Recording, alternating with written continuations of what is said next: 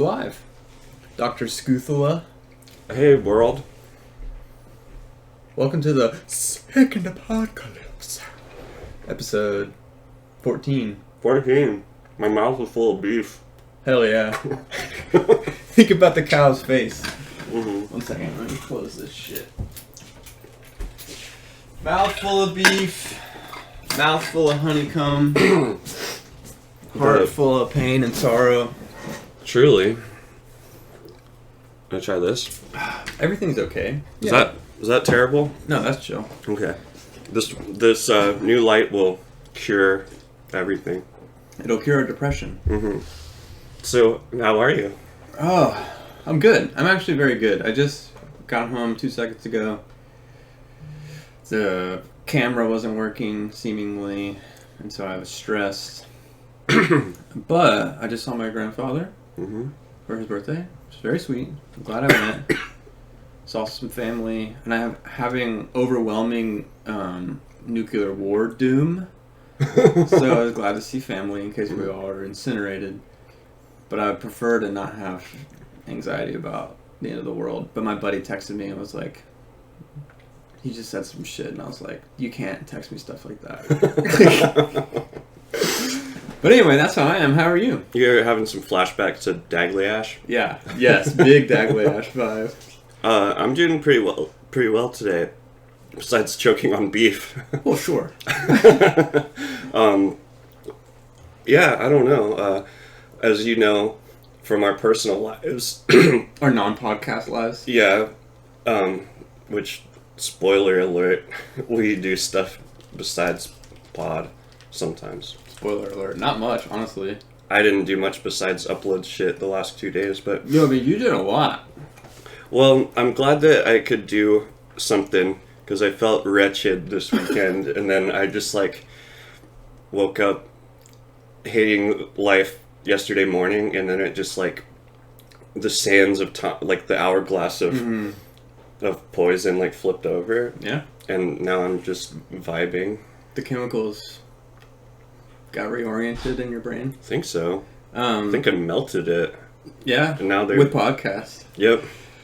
Salt King says, hey guys, sorry I missed your shout out to my 3D print last week. I was busy on vacation getting the COVID. Oh no, dude. Did you get COVID? I hope that you're alright. I think a lot of people are getting COVID. I looked at the state, the graph for our state, and it's going up. It's the same level right now as the first wave was. That's crazy. Except for the first wave killed a lot of people. Yeah. So... people are vaccinated, which is nice. Yeah, 60% of Tennessee. Yeah, I think so. I mean, that's kind of surprising. Honestly. Yeah, I was like, wow, that's a lot for... I thought it would be 40% or something. Mm-hmm.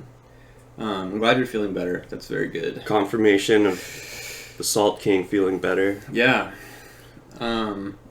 Is that where the chat's appearing? Yeah. I can make it... Narlar. Narlar. Oh! Kelpron! Oh, shoot. Good evening. Tonight, I'm a boy in a forest being chased by Calicenator. Oh, yeah. Dude, you do not want to be that boy. What do they call him, a whelp or something? Yeah, I think... Who are you today? Oh. I thought about that. I'm a greased Skilvendi. Nice. Yeah.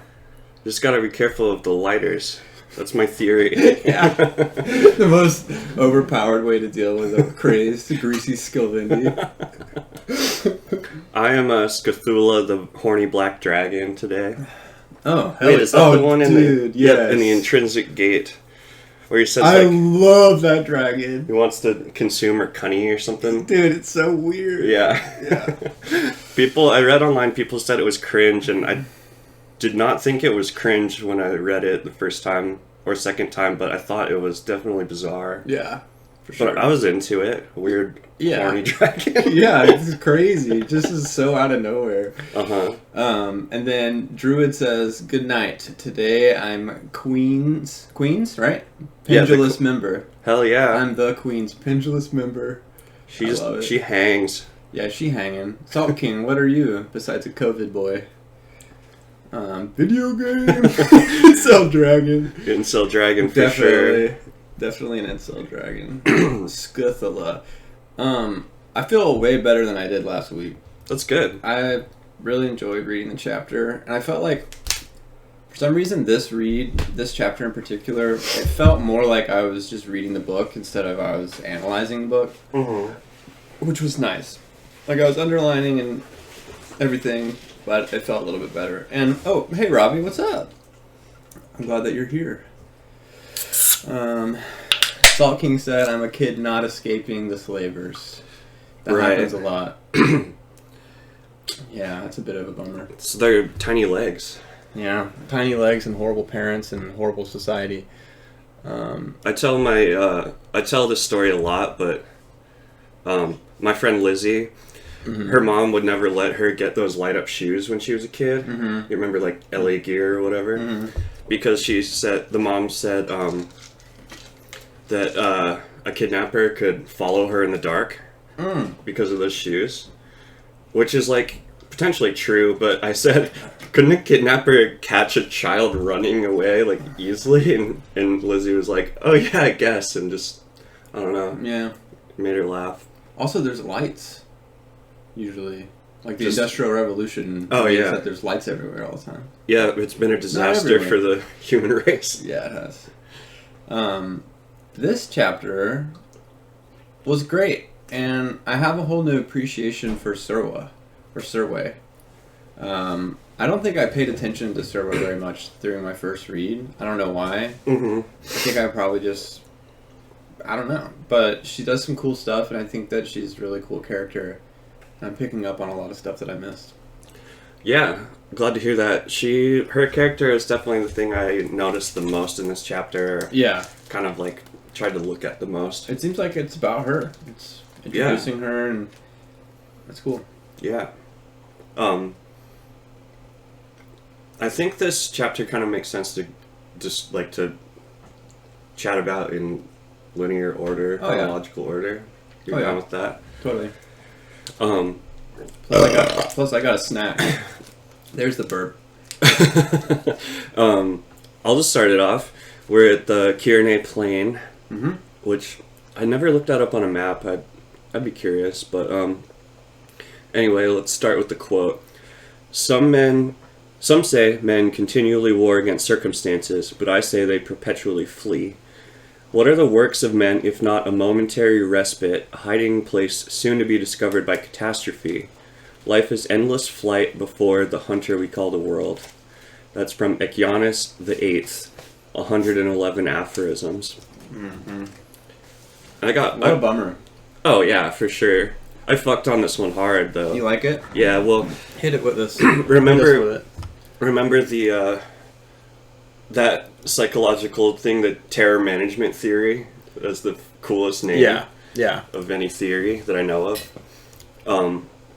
Yeah, it just made me think of that a bunch. So there's this book, an idea called Denial of Death by Ernest Becker, like a philosopher or writer, I don't know, one of those guys, academe, and he proposed that essentially everything that humans do is in service of avoiding death. Or, we've talked about this. Yeah, death or dying or trying to reject that we're, like, gonna die. And so terror management theory is, like, managing the fear of death at any given point, and that's, like, why people create what are called immortality projects, which is, like, easiest one to say is, like, a gravestone, because that makes your existence extend past your living body. And I don't know, I always think that you could argue that, like, fame is people crave fame and recognition because in one respect because it makes you bigger than human, right? I just felt like Ernest was kind of on the same vibe as Ernest Becker, and it sounds like it. Yeah and I'm trying to volunteer for the hospice, and I got a patient the other day, but he died before I could go volunteer with him. Damn, yeah? He died 3 days later. That's wild. Yeah, man. Hospice shit is... It's a real deal. People be dying. It's just reverse birth. Yeah. In a lot of ways. That's how I felt whenever I was doing hospice shit. Although I have no experience with birth. But on the note of terror management and kind of wanting to immortalize ourselves, I was So I'm about to have a kid, so my brain is like changing in preparation for like being able to take care of this kid or love it or whatever. Mm-hmm. But I experienced a thought so I'm experiencing all these thoughts that I've never had. This is pretty interesting for me. And the other day I was thinking, so my last name is pronounced Carr, and I was like, so if our kid, like, you know, decides that they don't want to have kids, or they don't marry somebody or whatever, they don't, like, potentially, and if my brother doesn't have kids, like, or, you know, I don't know if he wants kids or not necessarily, but then the Carr name would be gone. Mm-hmm. And I was like, there was a welling of like, I can't let that happen. And I was like, what? Like, you know, it's not a part of my value system really, consciously, but it was an interesting thought. I don't know. My dynasty. Yeah. Young Sam and patriarchy. Last keep of his it going. Name. Yeah. Dude, I'm the last of my name too. Yeah. I was just hoping my sister has a kid and then like divorces her future husband and then decides to be feminist and keep our last name, so I don't have to. True. I don't have to keep it going myself. A lot can happen. Yeah. We got a lot of chat going. Let's see. We got the Intel Dragon. Oh, Jeff says that. Did you say Serwa or Serway? I say Serway in this book. In this book, Serway is the most innocent. That's something that we've been kind of debating back and forth. And then B-Rad, first of all, what's up? Always getting the shaft, he says. Yep. Metal as fuck quote. Very metal. Mm-hmm. And then Druid says, life is pain. And what is it? What is that? A Sisyphean task. Okay, with no intrinsic reward. We find solace where we can and try to give meaning where we can, even if it makes no logical sense. I agree, and I think that's not as bad as one might think. You know? Yeah, I think sometimes it is, and sometimes it's not at all. Yeah. Spoiler alert for a skate video that I didn't see, but Sam went to see Cobra Man in the Warble video. Oh, yeah, yeah. And he said there's a Sisyphus moment where Man Ramp is carrying a boulder instead of pushing it. I just thought that was really cool. Funny to imagine. Hell yeah. You want to get the other chat while I go grab my book? Yeah. Jeff says recorded voice is a form of immortality. Yeah, totally. Music, writing, radio or whatever, recorded anything. I'm kind of curious, like, if we had internet failure or electrical failure, like, how we'll just revert to the resources we have in physical copies. Yeah. It'd be kind of crazy. Totally. That's what Foundation is all about. Oh, really? Yeah. Haven't read any Asimov. That's the guy, right? Mm-hmm. Yep. Asimov. I barely know her. Yeah. Jeff says, I watched my 2 daughters fall out of my fiance. Beautiful. That's so tight. And then Talking says, womb kifrang. Damn, dude. We're out here today. I knew this was going to be a better one. Hell yeah. Not that last week was bad, but I was just out of it. We're powered up today, I think. Yeah, I'm powered up. Yeah. I feel like slightly manic. Okay, we should fucking crush this. Yeah. Druid is a Foundation fan. Oh, cool. I'll have to look into it. I like it. It's good. My cousin, who is very smart, said that he didn't like it because of some reasons, and I was like, you're probably right. I don't know. But anyway, I brought a book real quick. What is that? The Contradictionary. Oh. So remember somebody mentioned the Devil's Dictionary the other day, I think so. where like I read that Bakker quote and it was like philosophy is pornography, and it's like a satire dictionary. Yeah. This is the Anarchist Satire Dictionary. Oh. And I just wanted to find a quote that related to anything, and I spent like probably 2.5 minutes looking. So there might be better ones, but it's a lot. Depending. That's like 150 seconds. Dang, good math, man. College grad. This is Martin Heidegger, who's a philosopher. I think he was a bad person, but a smart man also. Says, making itself intelligible is suicide for philosophy. That's pretty funny. Which I was so into because I have no idea half of Baker's ideas mean and half of his fucking intro quotes mean. So yeah, kind of like ruins the mystique of it all if you understand it. True. We're out here at the Smooth Brain Gang. Smooth Brain Gang. Well, should we go ahead and just jump on into the chapter? We're on the Absolutely. Kyrania butthole plane in the Nancer Empire. Kellis, Nair, and Serway are trekking through the woods. Nair has just been defeated and kind of humiliated, and this is I feel like that was such a peak of like excitement, and then this is the kind of like lull afterwards where Nair is seeping or like marinating in his failure and just kind of like being very soft. There's a bunch of time like Serway has all these points where she notices Nair's like softness and humanness and stuff, and I'm just like, I love him so much. But she thinks to herself, most of it is from Serway's perspective, and she thinks to herself, afternoon, she thought, the birds always snooze in the afternoon. That's the first thing she thinks. Damn, I think that might be true. Probably. At least when it's hot. Yeah. Mosquitoes don't. No, mosquitoes are, I don't know. But she's resting on Kellis's chest. Rest upon my bosom, child. So, I guess when she thinks to herself, Kellis, do you know how much I love you? And I underlined that and just said, yes, he definitely does. He definitely, most certainly does. Yeah, I underlined that too. I mean, you whatever, summed it up perfectly from his side. I highlighted it because my first impression this time reading was I hated this. Yeah. Where it's like the woman character immediately falls for the man. Mm-hmm. But the next sentences are, never had she known such a man who knew her, yet still loved. And like, I realized that I think the cliche is like subverted or nullified because of his Dunyaness. Yeah. Because Kellis is like, proto-human. Exactly. And he can like immediately, he can do all the little tiny mannerisms and fucking say the perfect words to make her like immediately gush over him. Not, well, sexually, but I meant emotionally at first.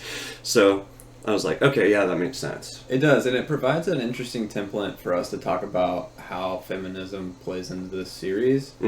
Because you're right, he's not, like, Kellis is not a normal person, so he can't really represent the average man or whatever. Yeah. But I think he can represent society, or this is kind of how I experienced it. It's like, there are many moments in this chapter where Serwa's lack of power is presented in a way that kind of makes me think that she's like on the cusp of having power, or she actually does have power, but she's literally like attached to a man and can't. Like the part where she's like wrapped up with Kellis. I don't know. It's kind of hard for me to explain, but it is interesting. I think that I'm on that exact page with you. Okay, cool. Yeah. Hell yeah. Because we need to have a feminist take. That's what everyone's here for. Yeah, for sure. Us rambling about feminism while having wangs. Which, that doesn't exclude you from knowing anything, but... No. I'm just saying. Yeah. I've never lived the life of a woman, so I don't know how much I actually know. One cool thing that happens is... So, Serway is watching the Skulvendi wash himself in the water, so he's gingerly rinsing one of his wounds. Right. He's like looking at his scars and being all sweet, and then one thing that Bakker writes is, as though aware of her scrutiny, the forest grew hushed. And what made me think of that is how connected Nair is with where he is, like in the elements and stuff, because it's like he is part of the earth, and especially whenever he's out like adventuring and trying to survive in the wild, he's in his element. So I just thought it was cool, like the fucking birds are on his side, like, yo, you're getting spied on. The solitary bird. The solitary bird. It literally says solitary bird. Yeah. No, that's really cool. I thought of this a similar thing, but kind of in relation to Surway. I highlighted that she could feel the soul of the great tree, brooding, sorrowful, and infinitely wise, the rooted witness of innumerable suns. And I think my... and right before that, she was talking about how the limbs of a tree open up like a woman's legs and stuff. Mm-hmm. I just wrote Yatwer. Yeah. I don't know if she has any connection to Yatwer, but Nair has connection to the gods, and there could definitely be some metaphysical vibing right now. Mm-hmm. Yeah, it is a very mystical, magical scene. I can see it right before my very eyes. Mm-hmm. Nair is just fucking big, yoked, sexy, scary muscles. Just like his black hair. Yeah. We got some... Can you see past that? Yeah, we got some chat. So, the quote is, based and red-pilled. That's funny. Is that a thing that people say? Yeah. Oh, I don't know it. We're greased. That's, like, funny to me. Okay. That's, like, new and hilarious. We're greased and cum-pilled. True. And then Jeff says, I'm not smart, I'm wise. I identify with that. Definitely. Mm-hmm. And Jeff says, LOL, serious yelling, you should have killed him. Definitely. Every turn is like, could have stopped it here. Could have stopped it. Yeah, I know. Yeah. Druid says, R.I.P. Serva, such an innocent soul stuck in between the ball of madness that is Nair and the all-brain of Kellis. Absolutely. I think you said AI brain. Oh, AI brain. But yeah, the all brain makes sense too. Mm-hmm. Like the all-father. The all-father. Yeah, totally. I got a little bit of vibes where there's something Kellis did where he didn't... he was like... What's it mean? What's the word when you're coming up with something on the fly? Improvising? Mm-hmm. He just did. He was like improvising how to act. And I was like, oh yeah, maybe he's like kind of fucking... has his own madness in a sense right now too. Mm-hmm. But he is still winging it. Yeah, because he's just like a little baby. He's like just the smartest baby in the entire world. Yeah, he's still a baby. Smartest, like, what is, I don't know, maybe a year and a half old or a year old or something. Yeah. It's crazy. And so Druid says, Kellis is definitely a personification of the patriarchal and societal rules at certain points in the story. I agree with that. Yeah, the analytical nature of him kind of smacks of like the systematic patriarchy that is just rife in our society and also the societies in Yarwa. Yeah, I think that he obviously thinks he's superior to everybody, so that plays out, but I think also he just like fits into he like knows how to work the system and the culture for his own goods. Mm-hmm. So it's easier to go along with it than it is to like try to overhaul it. Yeah. To get to his end game. Right. Perhaps. For sure. Kelpron mentions that Kellis in the previous chapter said, I do not love. That's a really good juxtaposition because it shows immediately how flip-floppy he is. Very flip-floppy. Pick a lane. Just kidding. Birds are connected to gods in various ways. Who knows? Totally. The other day I was listening to one of our episodes about Zarias and how he grabs the bird, whatever it bird poops on him, and the archers kill all the birds. Oh. And he grabs one and said, was it you? No mere bird would poop on an emperor. No mere bird. And that's so funny. That's a good one. Yeah. Druid says, reminds me of the entity Kellis sees during his time in the circumference. Yeah. I don't remember bird entity. I'm excited to get to that point. Yeah, definitely. Jeff says he knows fuck, dude, I can't remember the difference either. Well, we know they're different characters, but I'm probably going to say we're both going to say Sirwa and Sirway. Yeah. You know Sirwa's language, so there was a 3-person game of telephone. Okay. Mm-hmm. And then Druid adds to, Kellis is essentially winging it up to his circumfiction, or up until he gives Sabon his prophecy and is giddy with delight that everything worked out, quote, exactly as he planned. Yeah. Let's get back into it. Yeah, let's go. So we get the boy. The boy. Then she saw the boy on the far side. She thinks to herself, "Do you have a mother?" And she thinks, "Go away, run." But Kellis says, "Plainsman!"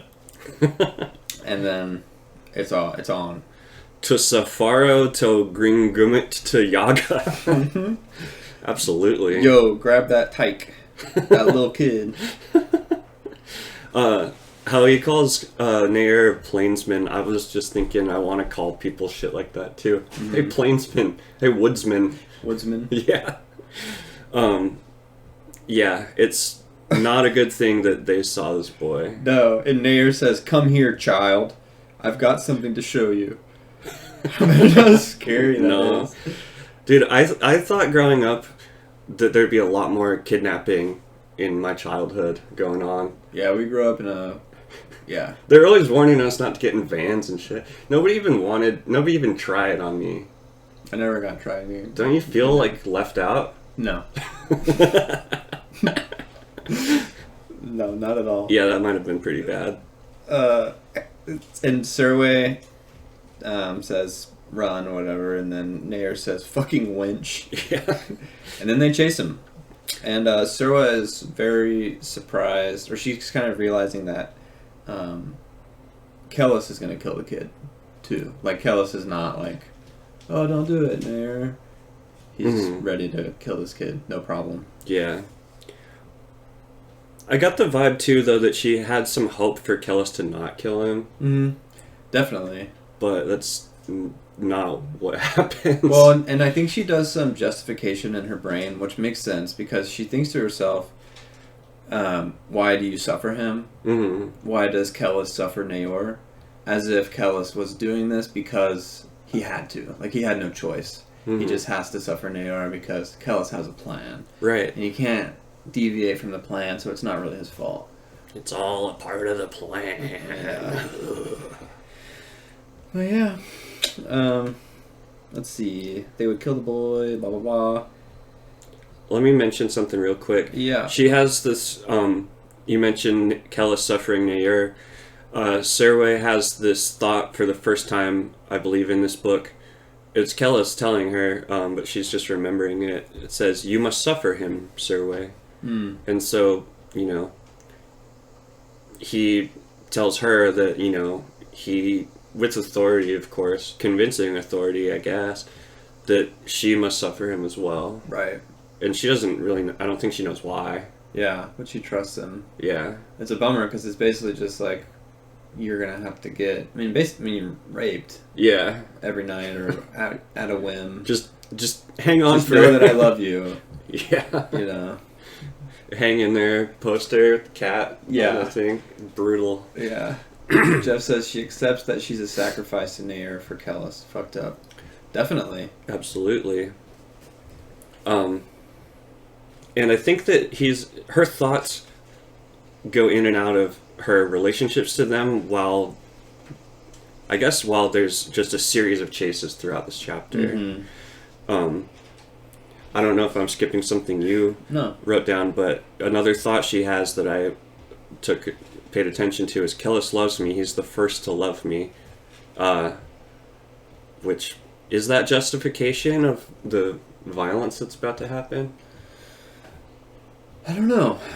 I mean, in a scary moment, it's helpful to feel like, feel loved or feel like there's some type of purpose, greater purpose. True. Yeah, she's in a lot of fear this whole chapter. Definitely. Where are you at? I'm right there with you, man. Okay. I noted that she realizes she's in the Empire, and she thinks to herself, "I'm home, there's no need to suffer him." So, okay, yeah. This is one of the things that I notice is that she is in her home. She is on her land.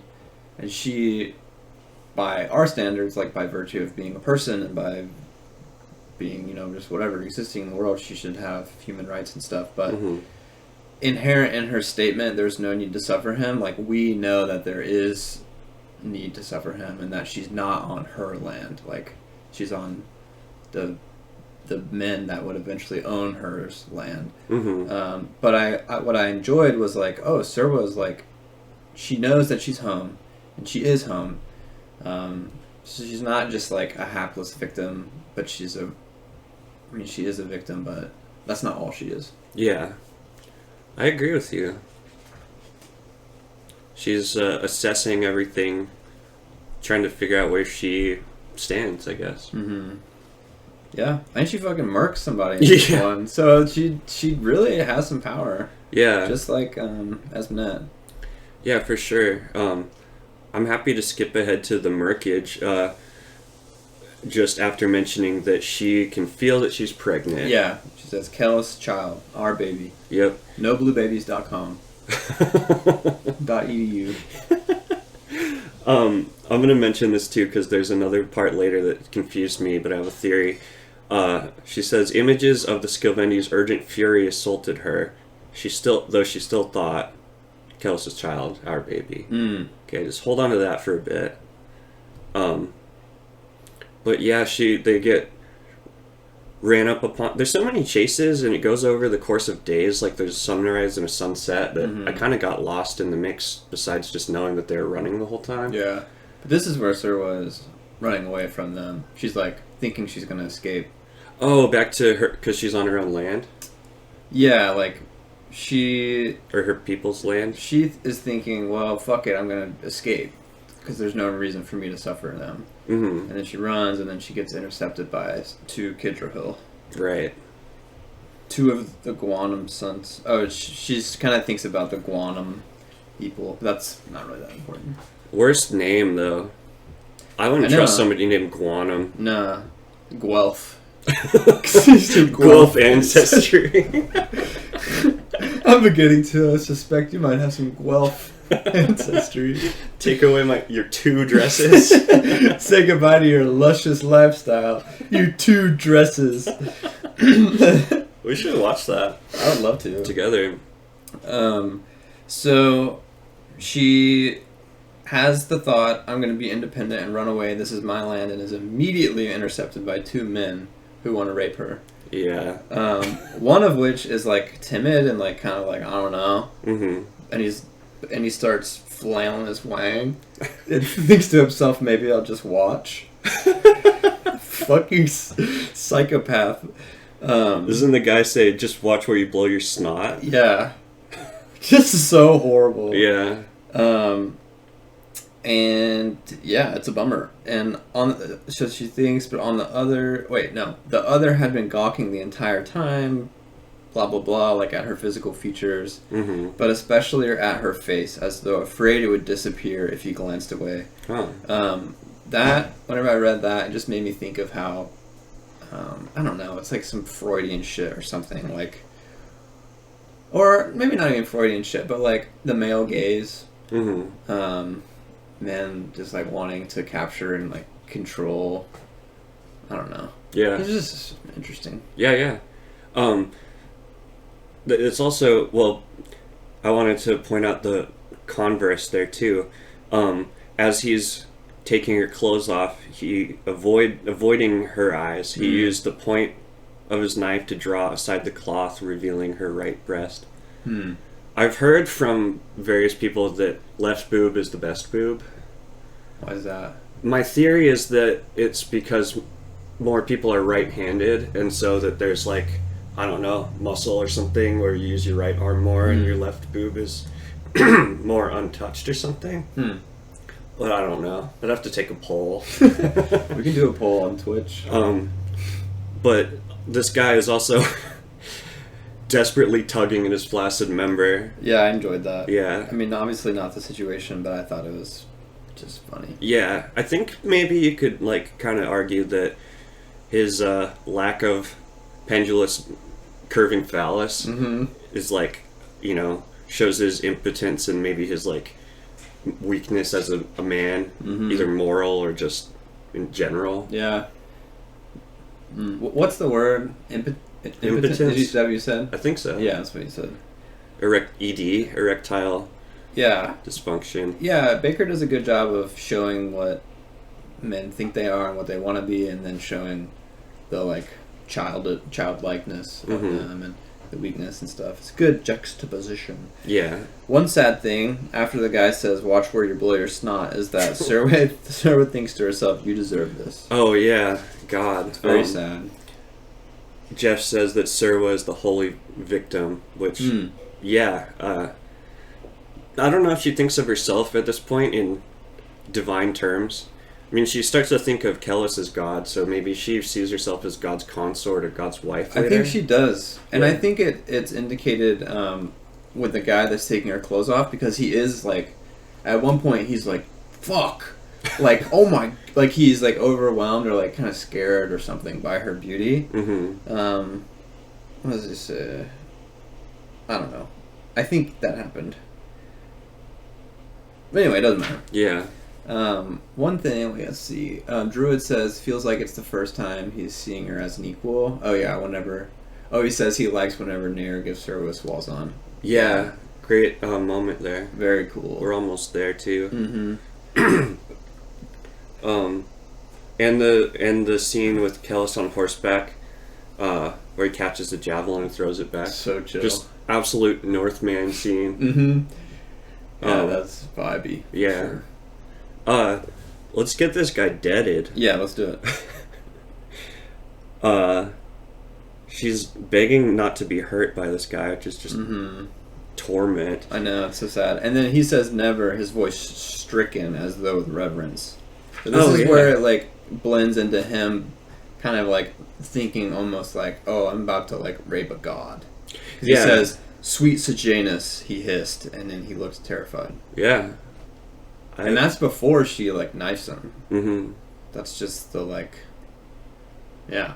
I like what you're throwing down right now. Thanks, dude. Yeah. I like you. Like you, too. Alright. Yeah. Where's I lost the scene with the knife is so sick. Oh. Okay, so Nair pops up. He goes, has the dog hurt you? He barked as much as he asked. That's funny, the wordplay. Mm-hmm. Clever man. So I shook her head. The Kedra Hill basically start apologizing and groveling to Nair just immediately in fear, even though they're two guys against one, but they know what's up. Yeah. The guy is the potential rapist is just, I don't know. He moved away from Serway as though to dissociate himself from his crime. Come now, friend. Take the horses, all yours. And then to Serway, immediately after, to Serway it seemed that she'd floated to her feet, that she'd flown at the scarred man, and that the knife had simply appeared in the side of his neck. Only his frantic backhand knocked her back to earth. Mm-hmm. Just, I don't know, just that sentence got me, like, I don't know why I could picture that so clearly, but it just appeared at his neck, like, it was over and done with before she even realized it. Yeah, I like that. And then, so I underlined the first part of that sentence. To Serway, it seemed that she'd floated to her feet. I just think that's some, like, there's just some metaphysical shit going on. And oh, yeah. Either metaphorically or literally, whatever.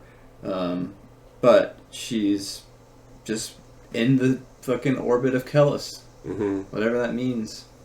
And then Druid says, I'm gay, cannot comment on the boob discussion. Muscle pecs are pretty nice, though.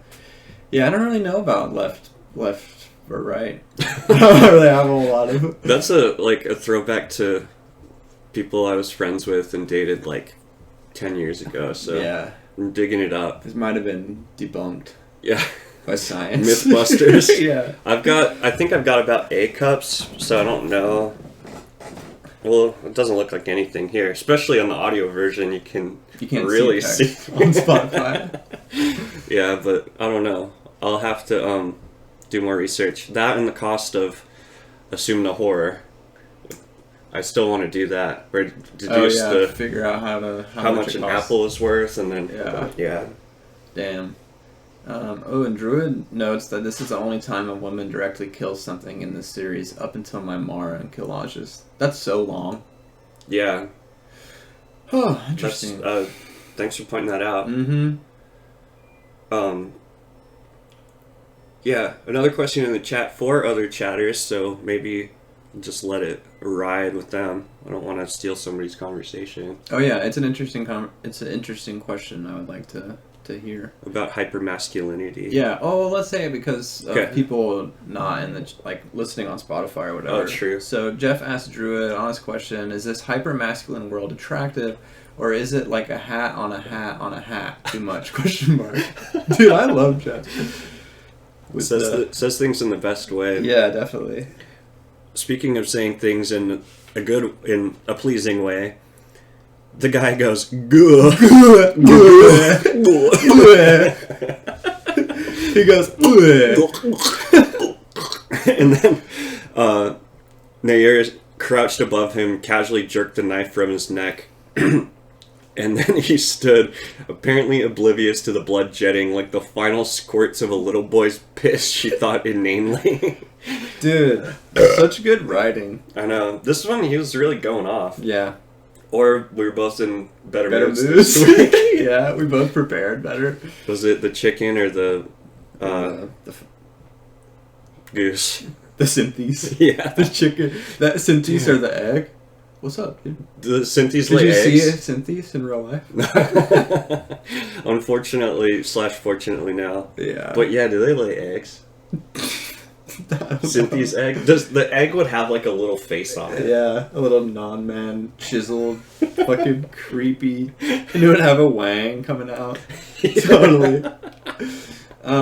I think, so Druid says some characters are attractive, but this world is not one I would like to live in. I agree with that. I think a lot of the characters are attractive. Like, I'm definitely, part of me is absolutely like enamored with Naor, for sure. Mm-hmm. I would be wrapped in his arms. I would welcome that, as long as he wasn't like ripping me apart. Or... Wrapped like physically, not like, I don't know why, but I just pictured the word wrapped like in ecstasy, like RAPT. Oh, like you just have a soulgasm when you meet him. I might. I don't know. Keltfron says, this is going back to what we talked about a couple episodes ago. Baker going wild with his, this is a quote, draw them in with purience, then saddle them with something difficult thing. Yeah, absolutely. Mm-hmm. He loves that. Mm-hmm. That tip. And the final squirts of a little boy's piss. Yeah. And after this, she is feeling a little fond of Nair, or just grateful, and she thinks, but the memories of his brutalities could not be silenced. The feral splendor of his frame became something famished. I underline this. Preternaturally deranged. Sick. Yeah. I like it. He transcends the limits of Nar. Yes. She says, please don't kill me, blah, blah, blah. And he said, I will murder the world to find you. So dramatic. Constantly in this chapter, and by constantly I mean maybe 3 times, he does something caring. Mm-hmm. I wouldn't say it's necessarily nice, but he's caring. He asks her if she's okay, and then he like finds out she's relatively okay, and then he immediately goes like bad cop on her. Yeah, her fucking abusive boyfriend. Yeah, dang. It's like, what attachment style would that be? Like, I don't borderline? Know. Yeah, for real. I don't know. Disorganized. Yeah, that's true. Definitely disorganized, anxious. I feel like it's, I mean, he's crazy, but I think it's also like he does have the love in his heart. Like, it mentioned that he loved Anisi, his wife, even though he just abandoned her. Yeah. But also he has to be macho and deadly and psycho and war guy and everything too. So it's almost like, I have a feeling where it's almost like the sweetness seeps out, and then he's like, oh fuck, I am not gay. I am not gay. Yeah. And he just murders like 8 people. The constant no homo. Yeah. Dude, terrible. Yeah. But then the Swazon happened. Mm-hmm. Do you wanna read that, dude? Sure. So, clamping his left hand around her throat, he yanked her gagging from the ground and threw her against a tree. It sounds pretty not fun. Not chill. With his right, he brandished the knife, raising it menacingly before her face, holding it still just long enough for her to glimpse her reflection distorted against its blood-smeared length. How's your blood-smeared length? Yeah, how's it doing today? Then he pressed the tip against her temple. It was still warm. She winced at its prick and felt blood pool in her ear. Wait, is that the Swazon part, or is he just being a weirdo? It's a little bit before the Swazon, like, directly part, but it's, Oh. I mean, it's, like, probably in book seconds beforehand. Okay. Here, I got it. Yeah, with that, I was like, wait, did she just get her first Swazon in her fucking face? But it seems like they start with the arm. Yeah. With the knife, he cut a lateral line across her forearm. The pain was sharp and quick, and she bit her lip rather than cry out. Swazond. Swazond. Swazon! He said in harsh Skilvendi tones. The man you have killed is gone from the world, Serway. He exists only here, a scar upon your arm. It is the mark of his absence, of all the ways his soul will not move, and of all the acts he will not commit, a mark of the weight you now bear. I love that, dude. The Skilvendi are so down with the no god. Yeah. Yeah, they love the absence of things. Like, that's what they worship. Yeah, I like that. It's cool. It is cool. I mean, I think... probably have to think about it more, but I think I could get down with it, other than I'm probably not going to go murder a bunch of people. Yeah. But I was thinking, I wish there was something also, like, I used to be a cutter, and, like, I don't know, I don't think that's, like, a great behavior for people, but I wish there was something in life where you could, like, swazon yourself. Yeah. In, like, our lives. I mean, you could literally do whatever you want, but, like, True. It just seems super sick, and like to imagine that you get to be a badass, and then for every badass thing you do, you get a badass point, and then you're just covered in like little, well, not little, heaps upon heaps of swazon. People do scarification. Yeah. Like is that not what you're thinking about? It's just like, I don't feel like there's anything like that that's authentic to my culture, like cultural heritage. Yeah, it would be not your culture. Yeah. We have no culture. Yeah, well, you got hot dogs. Well, this probably came from Germany. Seaside, Florida. I don't know what that is, but... Panama City Beach. Oh, yeah. No, not even. Seaside. Seaside? Yeah, it's just like fucking waspy. Anyway. Jeff says, Druid, I think of Sorwheel and Saranga's love scene, where Sorwheel's like, I know you're up for round 2, but I need a moment. Yeah, dude, Saranga's and Sorwheel's love had me feeling some type of way. Yeah, the first time I read it, I was like, oh, he just was like, decided not to fight back against getting raped. And then the second time I read it, I was like, I felt like he, I mean, obviously reading the same words, but I felt like he was more down with it. Yeah. Which is complicated. Very. It's maybe not even complicated, maybe just wrong. But, yeah. So, oh, damn. Jeff says, so Surwa has 2 souls now. They're thousands. Damn. That's a lot of fucking pressure. 2 souls, one for the plug and one for the low. Damn. Hell yeah, dude. Good. I was listening to that Plies song the other day. Ran off on the plug twice. Oh, no. You know that one? Uh-uh. It's so funny. He says the words Ritz-Carlton about, I think it's 16 times. Nice. He rhymes Ritz-Carlton with Ritz-Carlton a bunch of times. Damn. Yeah. Yeah. Oh, yeah. Jeff mentioned ear gauges. Yeah, that's a ritual. Mm-hmm. I had size 0, which I don't know how big that is, but yeah, when I was, I don't know, 18 or something. Mm-hmm. But I don't know. Took them out.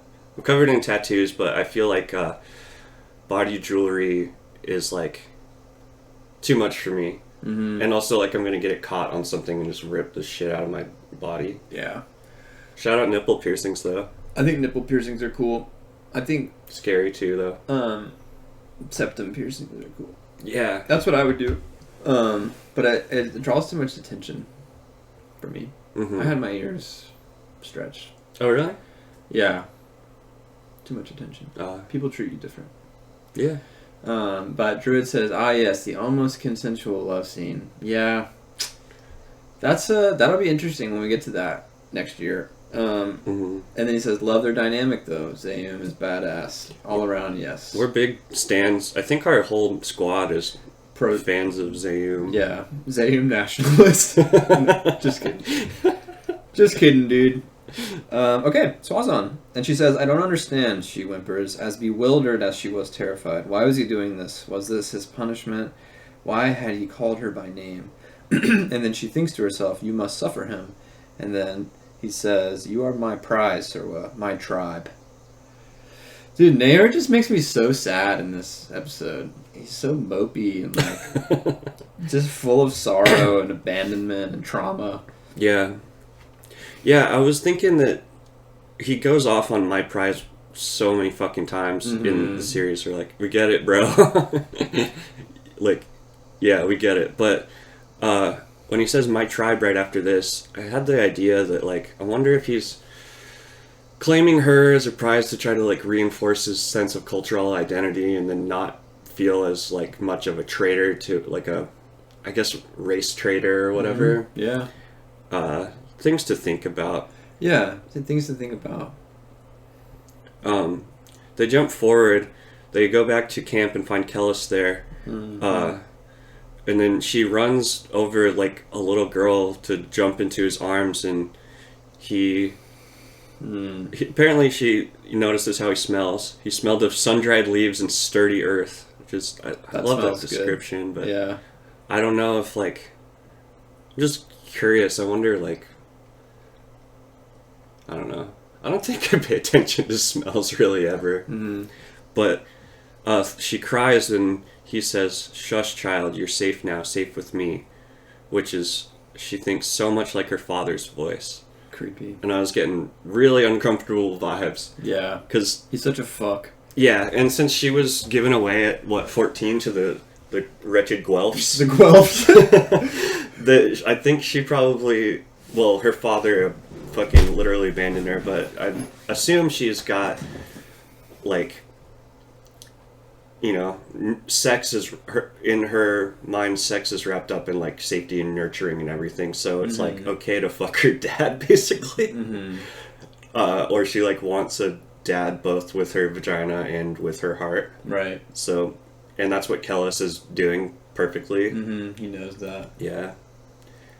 Just kind of uncomfortable. Yeah, dude, he's whack as fuck. It's funny, we'll, like, find any reason to diss on Kellis, which is legit, but then we'll also find any reason to excuse Nayor's yeah, I bullshit. know. Yeah. I'm like, nah. Nayor is just, he's just got really bad trauma. Like, he didn't want to do that. Yeah, Nayor apologist. Yeah, definitely a Nayor apologist. Like, whenever I told Rachel that Nayor was my favorite character, she was like, that's... What's up? She was like, what? I was like, well, I mean, I don't know. I was like, oh, damn. Nayor's pretty fucked up. Yeah. Does she have a favorite character? I didn't ask. I should ask her. I'd be curious. Yeah. There's some chat. Hi, holy Zayum, not in my Zayum. NIMBY. Haircut mandates for everyone, no goatees. I can get behind the no goatees, but I might have to go Akami in wizard mode, because I don't know. I have this idea that I'm never going to cut my head hair. Yeah? I'll just look like a cult leader when I'm older. You don't have to cut your hair. I'm going to cut my hair. You don't have to take your clothes off. Soon? What's the occasion? You should shave every square inch of your body when your baby is born. To make the baby feel more comfortable. Yeah. We'll oil you. I'm just like you. Yeah. Grease you. Yeah. No, I've got so many, like, internship interviews coming up, and, like, just being a graduate student and having to be... Also, it's really annoying to fight. Or, like, train or anything. It's so fucking annoying to get hair in my face. So, the problem is, if I didn't live in a society where I looked like a white supremacist, if I had a shaved head, I would shave my head 100%. But whenever I have a shaved head, I, like, look so scary. Because I'm, like, skinny ripped, and, like, shaved head is not a good look. But it feels so good. Anyway. Just wear a Antifa Super Soldier t-shirt. Yeah. It's still, people are scared. Man. Yeah. Druid says, acting like a Skelvindia is a way to remain himself and non-Adunian tool. Totally. It's like, I mean, yeah, I can say better than that. It's just fucking trying to find some type of, I'm not a traitor. Yeah. I am a skill Venti. I am a skill Venti. I am a skill Venti. How am I not myself? Mm-hmm. I'll rob you of your strength. Kelfrond, his old Twitch account was named Turgid Horn, but I thought that was a little much. Dude, I looked up from our past episode. I can't remember who. I'm sorry to not give credit, but the sign for horn. Oh yeah, I think that was B-Rad. Shout out B-Rad. For all the audio people, I'm doing sign language sign for horn, which is funny. Kind of looks like two horns coming out of your boobs. Yeah. It's chill. I'd like it. Mm-hmm. And then Jeff suggested that I tattoo not a racist on your forehead. It wouldn't work. Yeah. I just had to get just a regular old 26-year-old white boy's haircut, which is fine. I look handsome. The Hitler Youth one? No, I don't. Comb it over. I mean, no, I'm not going to do that. Yeah. Just like high and tight. Look like a military person, pretty much. Mm. Cut front, I like it. My other is grab my potatoes. Hell yeah. Yeah, I think turgid horn is cool. Is that inappropriate? What is turgid? I don't know. Turgid is a good word. Yeah, I'm black, so I could pull off the bald look really good. Yeah, for sure. Yeah, I'm jealous of that. Yeah, I mean, whenever I have a shaved head, I look fucking weird and scary. It's funny if you ever shave your head, like the first time you don't know what your head's going to look like. Yeah. What if you have an ugly, wrinkly head? I think I look okay with the shaved head, but... Yeah. I got a funny hairline with like a cut out of it, which I like a lot. That's cool. Thanks. Turgid is swollen and distended or congested. A turgid and fast-moving river. That is not the example I would use. Huh. A river is rarely swollen or distended, I would say. Maybe swollen, not distended. Yeah. Also, the adjective for another use, definition is tediously pompous or bombastic. Some turgid verses on the death of Prince Albert. But I'm definitely... Hey, Prince Albert is like a penis thing too, right? Oh, yeah. I'm definitely just thinking turgid horn is pendulous wang. Well, Kelpron clarifies. I missed. Where's it at? It says, suffice it to say, it's from the Zaranga plus sword wheel scene. Oh! Damn, dude. Fucking deep cut. Academic. Yeah. Very rigorous. And it just said, the solitary god took his hairline, so I really couldn't gamble. Yeah. Okay, should we get back to it? Yeah, maybe. So Serwa is like, oh dang, is this my fault? Yeah, she said, I would have fucked my dad, and is this my fault? She says, I'm so sorry, but he was just a child. And Nair snorts and says, Whelp, the whelp warned no one, girl. What mere boy could escape a Dunyain? What a sentence. What mere boy could escape a Dunyain? Yeah. No one. Almost no one. Except for a commune. In some ways. Yeah. Yeah, the vibe I got from this was like, Nair would have like brutally like eviscerated him and made his turgid, distended guts splayed out, and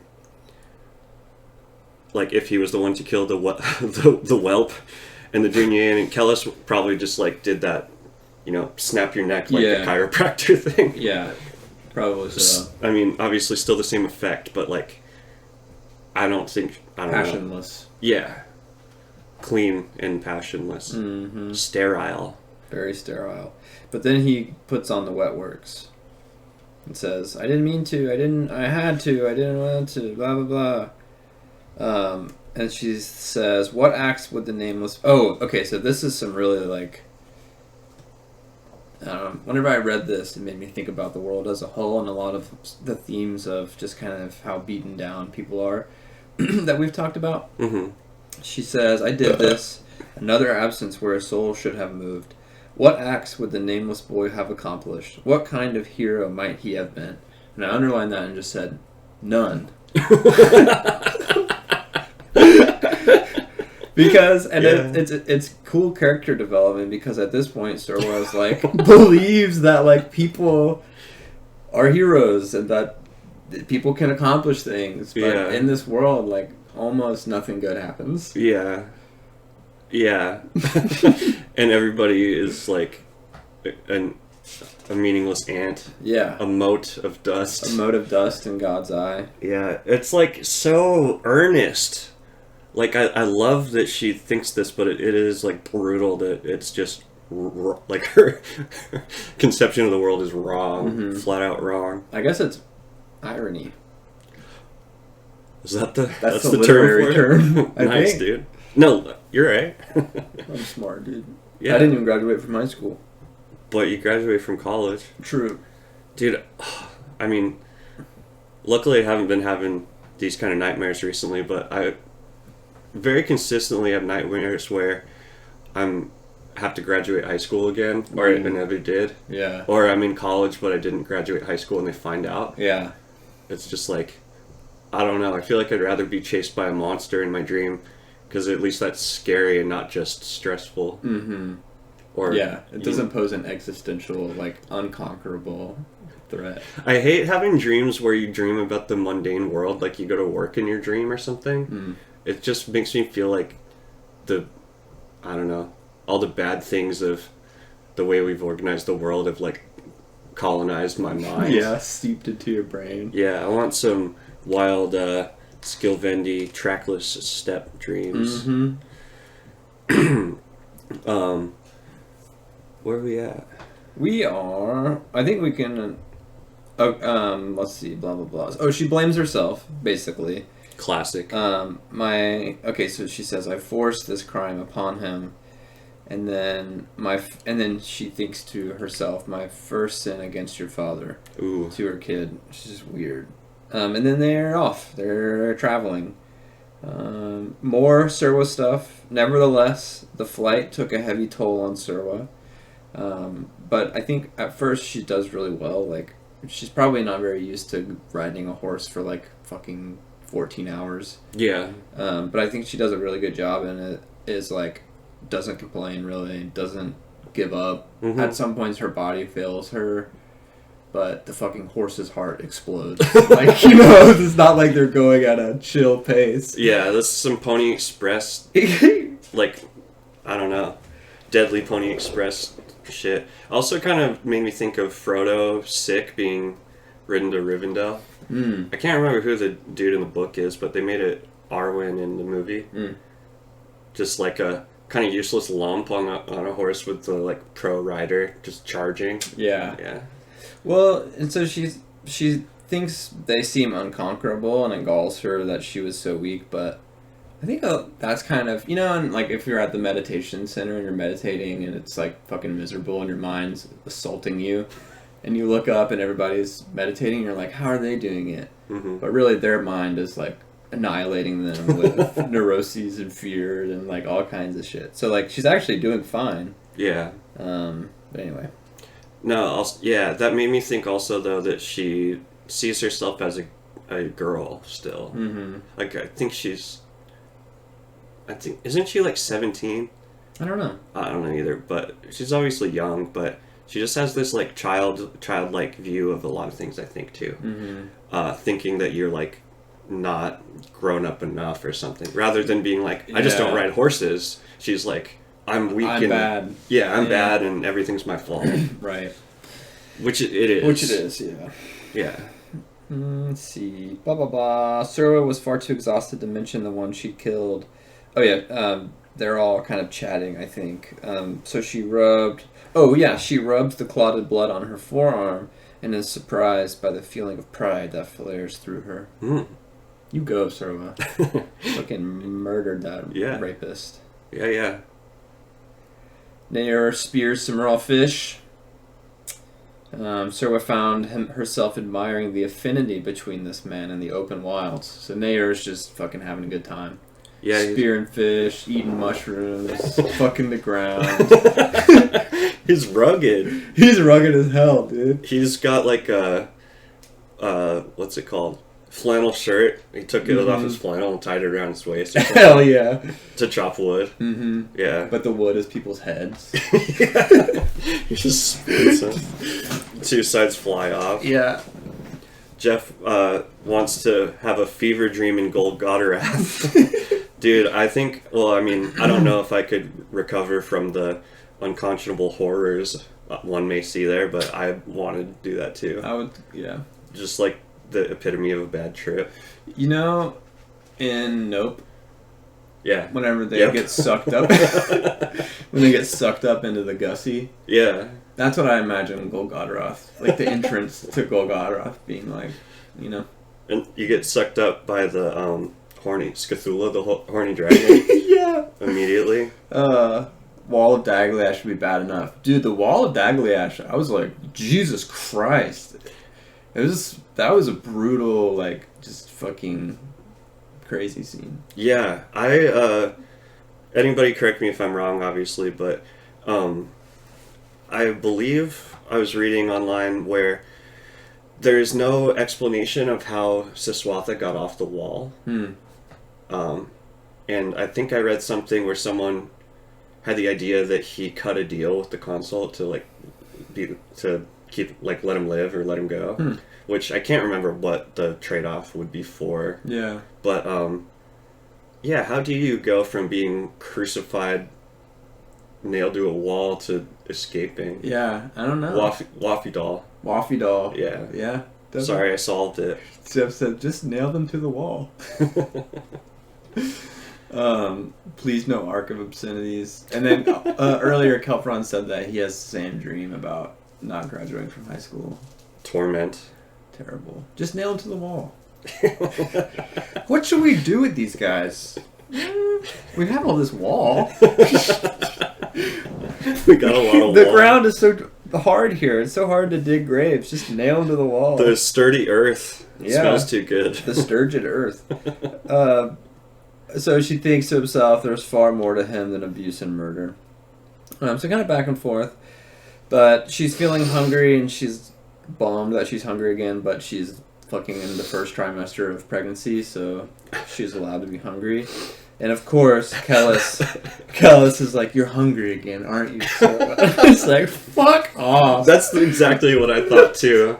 God. I was like, dude, hungry, angry, lonely, tired, or sick. Like, your options are probably one of those 5 when you're not happy. Yeah.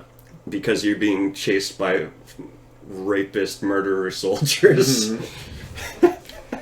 Oh, this little baby hungry. You're so hungry, aren't you? You need a little snack, a treat. Mm-hmm. You need a little salami as a treat.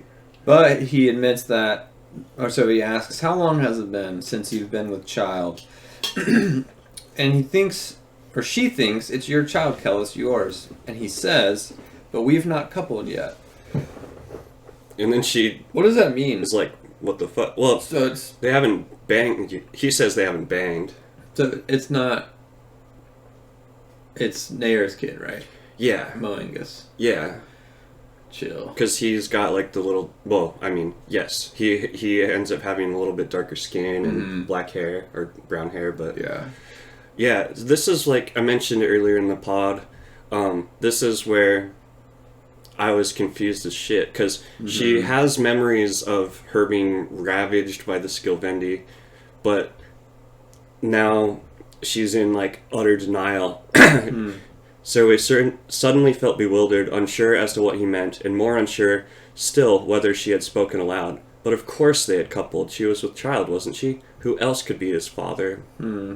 Tears swelled up in her eyes. Kellis, are you trying to hurt me? I think that my guess was that this is just like denial as a defense mechanism, or I don't know what it's called, repressed memories or something. I mean, yeah, being raped by Nader would be plenty traumatic enough to just fucking block it out.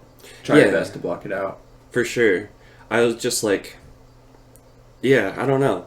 She knows it's his kid, and then everybody treats him weird. Yeah. Well, it's like the ultimate cuck.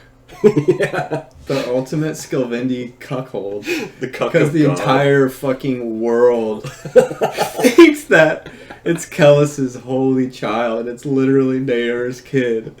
Dude, I never realized how much that must drive all of his just... See, Nair can do no wrong, dude. Yeah. He's just a victim. He's the ultimate victim.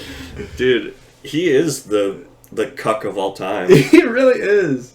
I mean, it's hail. getting cucked by Jesus, essentially. Yeah. Which I'm sure is like a category of porn. Let's look it up on the stream. On stream, yeah.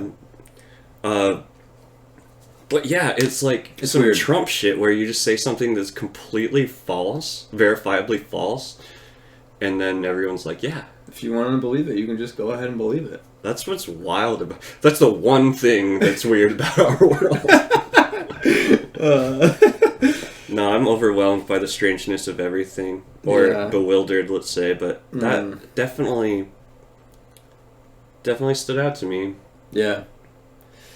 He says, "I'm sorry, sweet sir. I will stop to eat very soon."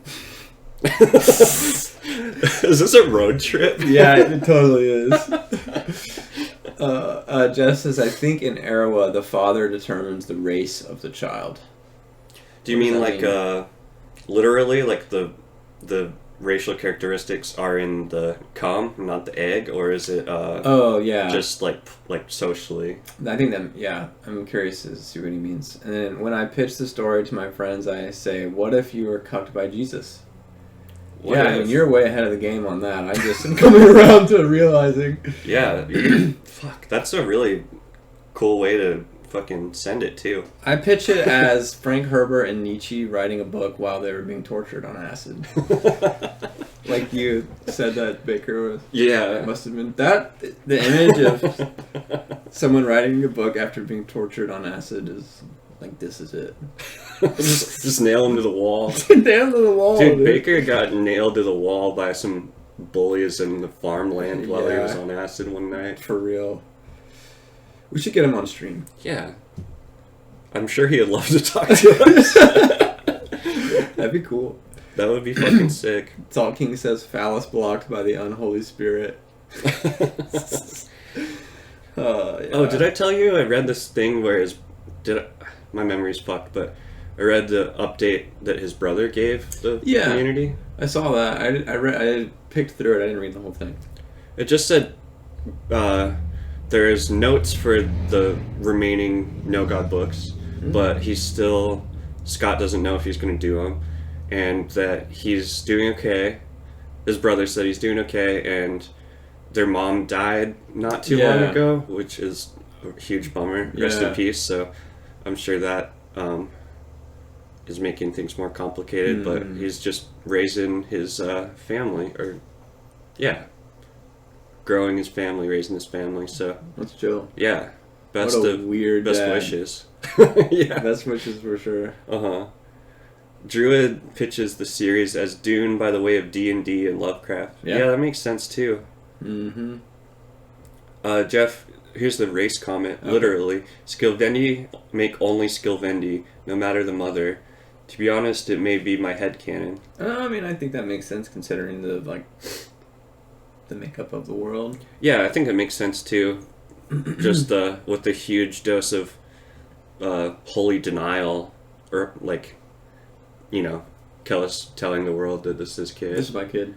I don't know if this is my headcanon or something too, but I always kind of got the vibe that he liked baby mowing is less and the child mowing is less in the second 4 books. Maybe. I mean, he barely interacts with his kid. Deadbeat dad as fuck. Totally. Yeah. He's fucking the CEO of Microsoft or some shit. He's the Michael Jordan of drunk driving. That's a song. Andrew Jackson Jihad. Yeah. Oh, they changed their name to AJJ. Okay. Which is like Andrew Jackson Jihad. Yeah, but yeah. The chicks. Yeah.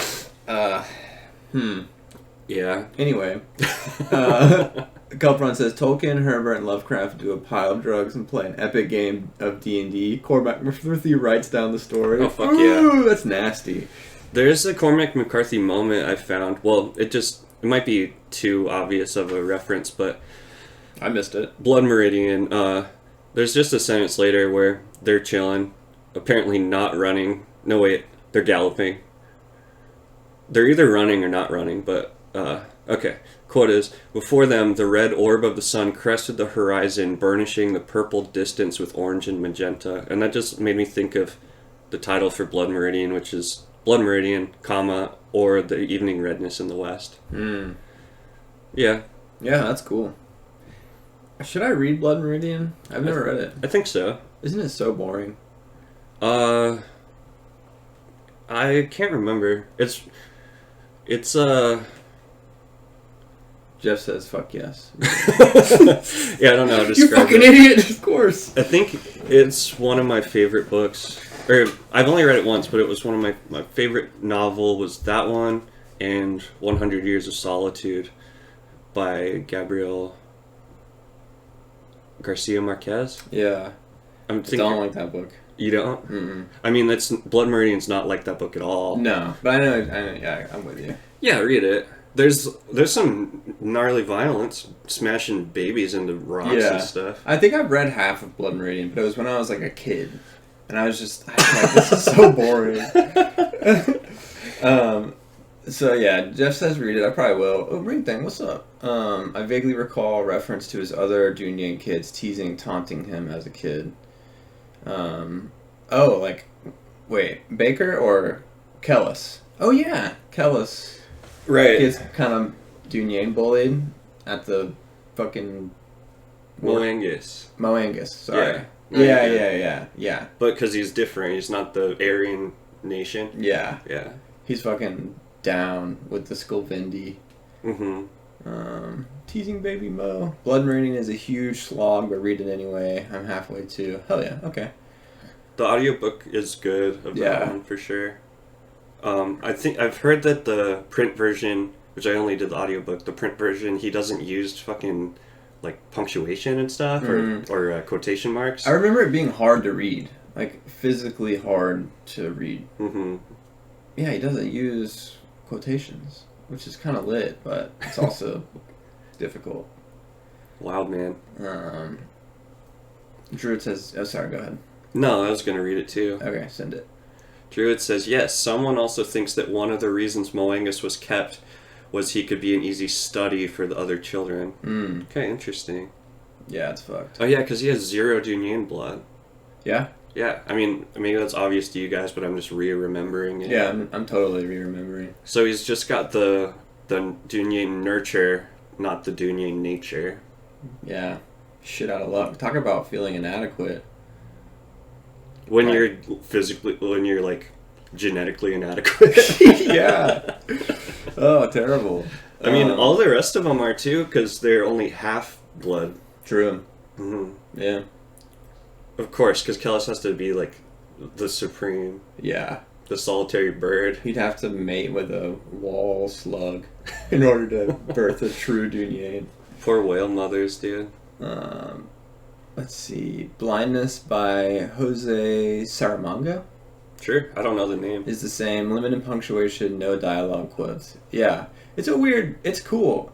I feel like that's how Jack Kerouac wrote. I think Jack Kerouac's kind of annoying. Yeah. It's a totally different genre. Should we keep going? Yeah. The next thing I marked down was that after she's tripping balls that he predicted she was hungry was basically Kellis's apotheosis. She's basically swooning over him. Mm-hmm. She's fearing that she might swoon, but I mean, I think once you're worried about it, it's too late. Yeah. He says, I am the promise, Kellis had said above the long road of Skulvendi skulls. She thinks, our promise, she whispered to the child within her, our God. Mm-hmm.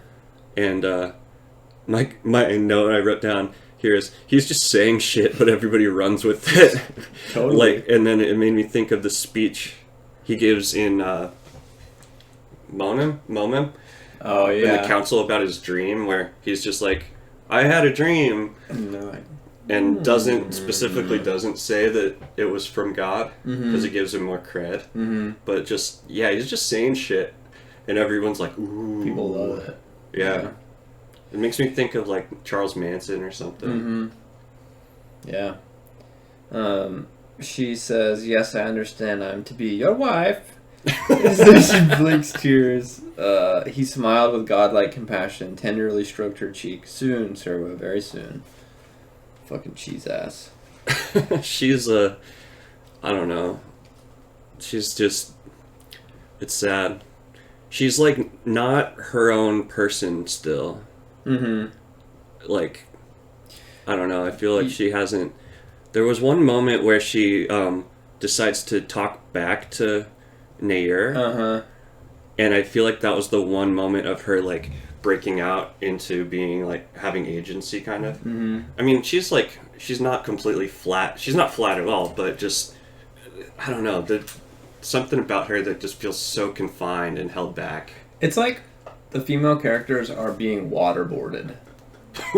Like, patriarchy, like, oppression, blah, blah, blah, blah, blah, and then, like, they have the strength to pop back up for a little bit, and it's like, okay, I'm out of the water, and then it beat back down over and over again. Because, yeah, I mean, she is able to murder someone, not murder, but, like, kill a foe in this, and she does talk back, and she does run away and stuff, but then she falls back and eventually gets tied to Kellis. Yeah. No, that's a great way to put it. Have you ever been waterboarded? No. Have you? No. Our friend Pat, who has just started learning skateboarding like 2 years ago. I mean, I think he's kind of stopped because he got into golf and drinking, but terrible fucking. But we were making a skate video, and I had the idea that for his big ender trick, he should get waterboarded. Oh God! And he was like, "No," and I was like, "Come on, how bad can it be?" We should show Sam's little skate video that he made. Sure. I love that video. All right. Serwa realized an ease she'd never heard before. The ease of she is observing Naor once again. Let's see. There was a difference in the tone. Serwa realized an ease she'd never heard before in the Skilvendi. The ease of a workman in his element. He's just vibing. He loves it. And Kellis says something, and Naor says, "You have no experience in these matters, Dunyan," which I thought was funny. Yeah. But then Serwa says, "No, you should listen to him." But they are kind of outrunning the Kidra Hill, but it's just a kind of cat and mouse game. They are crossing, I think they do cross the river Fias, and then they stick to it. The River Phallus? The River Phallus. Ooh, one cool thing that happens is they, at one point, break out of the woods, and they're galloping, and it says they broke from the oppressive brush across the pastures at a gallop.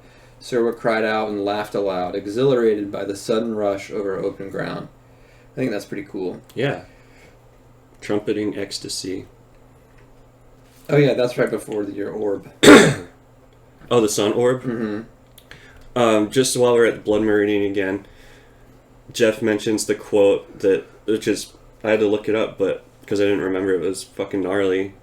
There are only four things that can destroy the earth. I'll leave that up to you guys to read because it's got a slur in it. But it's like, I mean, the setting is like the fucking gnarly West. Right. I don't think he's saying that from his 21st. It's a character. But that is like definitely memorable. Even though I forgot it, but now it is. One of my favorite quotes. There's this ridiculous meme I'll dig up for next week, but it's cosmic evil dude, basically. The judge. He says, "Whatever in creation exists without my knowledge exists without my consent." I'm like, ooh! Yeah. Heavy metal. Oh, what's up, Madness? He says, "I know I'm just in and out, but Serwa is definitely straight up horse girl." The ladies of Cephalor, I believe, are born to the saddle. No, I don't know anyone who rides horses. You gotta be so rich. That's not necessarily true, but it takes a lot of money. Yeah. Kate Giratana has horses, but she's also her dad owns super Nashville. Rich. Yeah. Dude, they are a special kind of chick, like a denim skirt. Ooh. And a big binder from the horse girls back in, like, high school. Horse That's it. person story. Uh-huh. In 7th grade, I was in French class, and I was, as a 7th grader does, hitting my book on the desk and looking at this one person while I was doing it because it was really pissing them off. And this person was what you might describe as a horse girl. Uh-huh. And I kept on doing it, and she got so mad. She came over and stabbed my fucking arm with a pin. Or no, with a pencil. And it stuck out of my arm. And I remember being like, you can't do that! Like, you can't! And no one did anything about it. Like, I was like, Karen just stabbed me. Oh, no, her name was Karen? Karen, yeah. I won't say her last name in case she's listening. But she probably isn't. I hope she is. But anyway, no tattoo? Did you get a tattoo from it? No. Damn. I mean, I don't know. But it was crazy. Yeah. It's a story that I tell, and I'm like, you can't really understand the immensity of it. You're just smashing the book. Yeah, like, I don't know. Me and my friend Matthew used to hit each other over the head with books as hard as we can to try and knock each other out. It's badass. Pencil stab is the worst, yeah. The point was that Sir was probably as equipped with a horse as Nair. Right. Because I said that she was not. I inferred that at least with the Frodo comment and we're incorrect. Her being dead weight, but yeah, I guess maybe it's even more impressive how gnarly of riders they are then. If she's a good rider, but she can't hang with them. Yeah. I don't know. I think she hangs with them for the most part. Yeah, yeah. I mean, I don't know. I might be projecting some of it, but she does it. I got the feeling she was like hanging on for dear life a lot. Yeah, that's the perception that I had as well. Maybe Kellis was like purposefully making it a rough ride to make her have more daddy issues for him. Yeah, feel more dependent. Yeah. Jeff says, "Wow, is it Cephalor? Cephalor?" I can't tell you. I'm sorry. All right, has been mentioned since the beginning of the series. Does she know that cursed horseman? Mess with a horse girl, you'll get the unicorn horn. I got the horn. Okay, they bound her hands, which is why she's having a hard time. Sibawal. Okay. Chat coming in hot with the accurate. the accurate takes. Right. There's 68 people following them. Damn. and this is hilarious. Okay, so Nair says 68, and then he asks, "Too many?" ? And then Kella says, "Too many." And Nair says, "Even if we attack at night?" Are you sure? I just love that. Like, imagine there being 68 people trying to kill you, and you're like, "Is that too many?" What about if it was at night? Yeah. Just trying to come up with a good idea. Yeah. That's cute. Yeah, I love that. And then Nair kind of backs down. He says, "What alternatives do we have? What should we do?" he asks. But they keep on going. Kellis and Serwa have a moment where they make each other laugh, and it's cringe and terrible. Oh, yeah, okay. Okay, so they're vibing for like 0.03 seconds, and then abruptly her horse, her prize for having killed the scarred man, faltered mid-stroke, throwing its head back with a grunting shriek, and she could almost feel its heart burst. Then exploding ground, grass, and dirt between her teeth and throbbing silence. The 5-point exploding heart punch or whatever. Yeah. That's very wild. It's crazy that you could just do that to a horse. Also that the horse would not just slow down. I think it died. Yeah, so it had a heart attack, right? Yeah, probably. Essentially. Ridden to death. I feel like my disposition, if I was a horse, I would just be lazier than that. You know, I'd you be would like, slow down. Yeah, I'd be like, I'm not doing this. Right. Oh, I think then you'd be a mule. Oh, yeah. I'll take it. Like a commun's mule. Yeah, daybreak. Yeah. And then noon, I think, is the replacement. Replacement mule, like a golden retriever. You know, people replace their golden retrievers with like the same golden retriever and name the dog the same name. That's the most like eugenics, spooky fucking. Anyway, My parents they're on their third golden retriever, Yeah. literally, but they They're get them dogs. from rescues, so that's chill. and they have different names. Oh, that's cool. One of my childhood friends who I love and like grew up with, they had 3 dogs, all named Scout, and they all looked the exact same. But anyway, Wait, I gotta mention one more weirdo. okay. Schopenhauer, Oh yeah. who's a like incel nihilist philosopher Yeah. boss. He had, I think, 8 different poodles that were all named the same name. Dude, that's fucking psychotic. Can't remember the name. I'll dig it up for next time. Oh man. But yeah, well, he had a lot going on. Yeah. Yeah, I mean, Up here. No, he's fine. Yeah, Nair is just, trying to yeah, he's live his life. a victim. Yeah.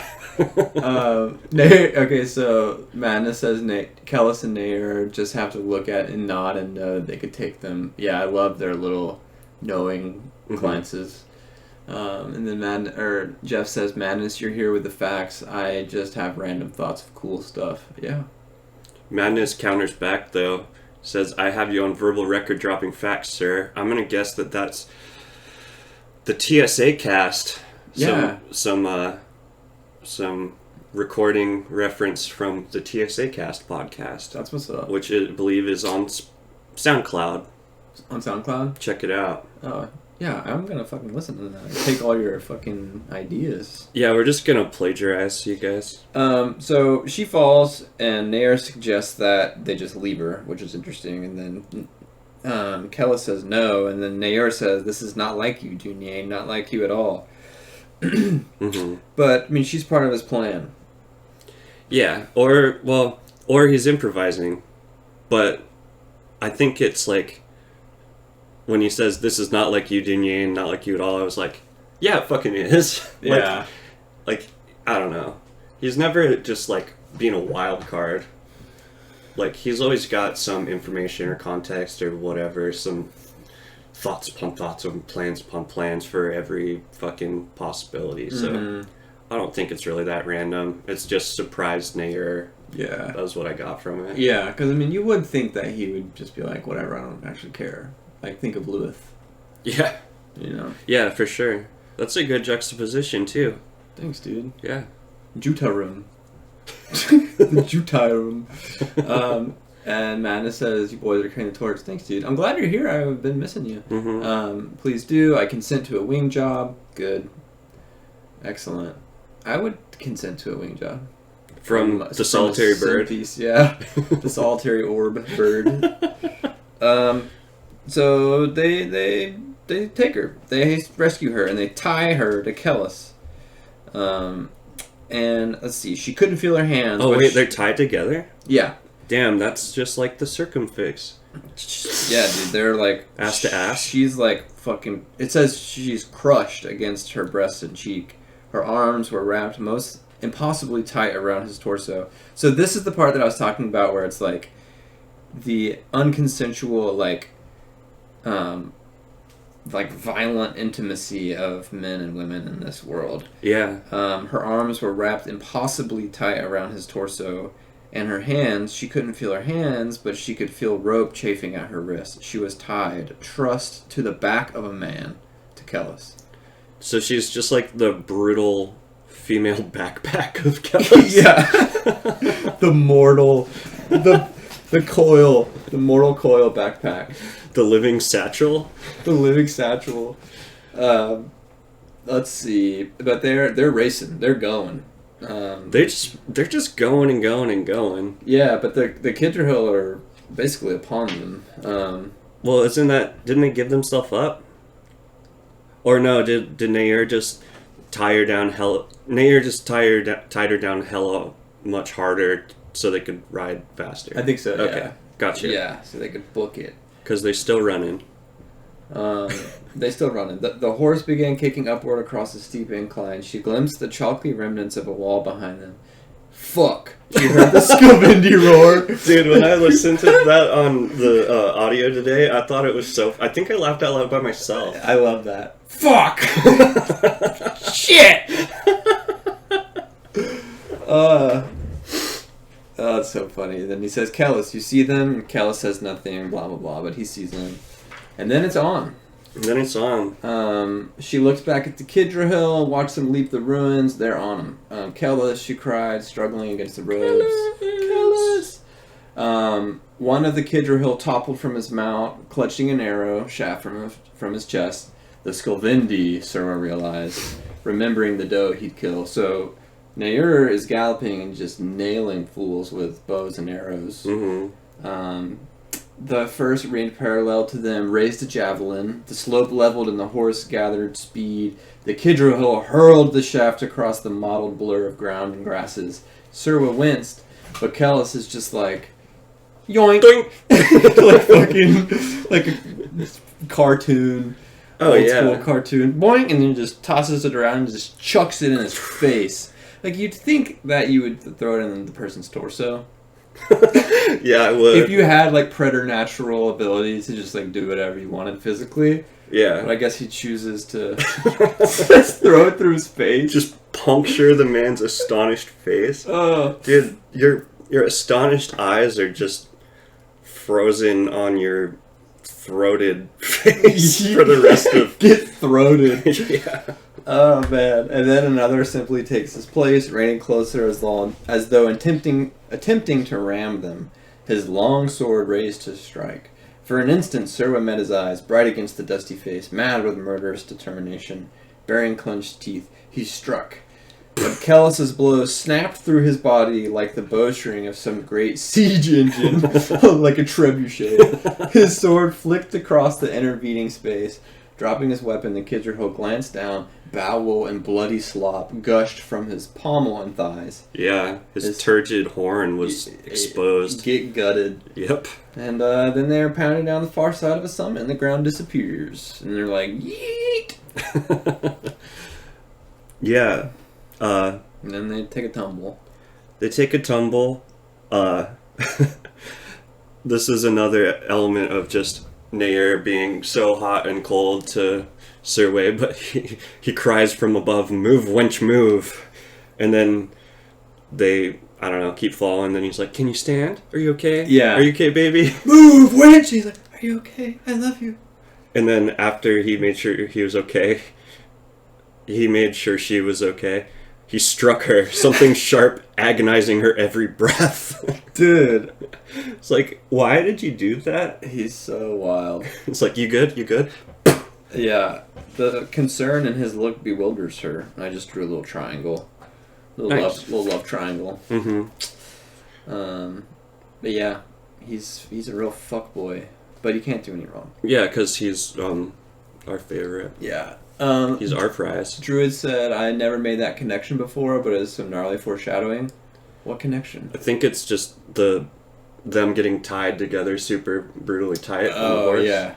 Yeah, he used some strong language in that paragraph. It was like impossibly tight, crushed against him. Mm-hmm. It was just some brutal... It's where you could just be like, Surma was tied to Callus. Yeah. And it hurt. Yeah. So that's got to be foreshadowing then, right? Yeah. I mean, I just realized it right now. I didn't even realize it earlier, but... No, neither did I. I haven't even read this book. Yeah, I don't even know my name. True. And then Madness says, "I love the culmination of the chapter. The Nancer and the Kenryans chasing them." I forgot that it was Kenryans. That there were also Kenryans chasing them. Mm-hmm. We get some Halo shit a couple times, and we've missed this. The Flood. Yeah. That's literally the only thing I know about Halo. The Flood. Oh, and there's like a Needler. Is that a thing? Yeah. Okay. Needlers. One of the guns you can use. What's a goon to a goblin? True. But Callus does his really annoying, intentional, my head's in front of the sun, so it looks like I have a halo thing. Oh, shit. That's the second time he's done that in this chapter. I can see the halo. But his heavenly face blots out the sun. Dude, I'm gonna do that in real life. Yeah. Fucking can really get one over on somebody. Socially engineer them to believe in me. Yeah, dude. If you ever have a job interview, make sure you sit behind the window and you're like in holy light. Fuck yeah, dude. And yeah, okay, so Sarah, when they come, I want you to close your eyes. That's more just like, I'm just gonna tell you what to do. But she does, right? I think so. I mean, nothing bad happens really because they don't. No, she keeps her eyes open. Oh, but really? yeah, nothing. Well, I say that because she realized that the men coming possess silver faces as passionless as those of the gods. Hell yeah, she didn't fucking close her eyes. Hell yeah, And go she- Sarah. Okay, that's 2 points in this for her self-actualization. And she knew they had been sent to protect them Oh, to the shelter of promise, to shelter the promise. Does she know that? huh. She thinks these men with the passionless masks that imitate those of the gods are there to protect her promise, or the promise that she knows. Yeah. Goes. I mean, she could know that they're not the Kidrahil and just assume. Yeah, I guess I was thinking more of if she thought it was like divine, Right. a divine consort or something. Yeah, I think that's whenever I read it, that's what I thought. Like she just was like, So I knew this was gonna happen because it's God. she believes. She believes, and of course they're gonna save them. And then it's just like confirmation bias. Yeah. But so they draw closer. Okay, so they pull up. It's like they're surrounded by horsemen. Pull up. Wait a minute. Pull up. Wait a minute. One drew closer than the others and pulled his helm from a shock of thick black hair. He tugged at 2 straps, then pulled the silver war mask from his stocky face. Taking a helmet off is really hard, Oh yeah. as you know. Yeah. The neck. The neck strap is gusset. very scary. He tugged at 2 straps. Oh, he was surprisingly young, and he sported the square-cut beard so common to the men of the eastern 3 seas. Anani maybe, or Kenryan. I'm Krejatis. What is it? Erasus? Krejatis? Arius. I think I was saying Ariusis. Kyrates? Crygades Ariusis. I tried to say some things out loud to myself before we started, just to make sure I didn't stumble, and it did not help. Yeah.